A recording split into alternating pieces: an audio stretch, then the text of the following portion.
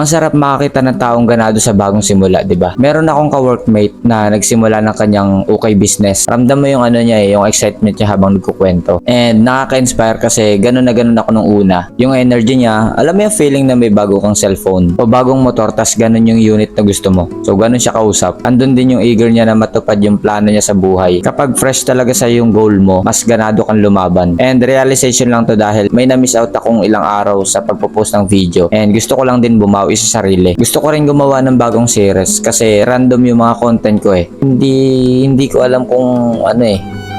Hindi ko alam kung ano ba talaga tinatakbo ng series ko. Siguro gagawa ko ng patungkol dito, finding the right series. But to give you an idea, it's all about personal appearance and posture at marami pa. Pero wala pa talaga akong naiisip na title. So ayun lang muna, parang announcement lang siya. And if you guys also want to start a new series sa buhay nyo, pwede mo rin akong sabayan. And I'll see you in the next one. Peace!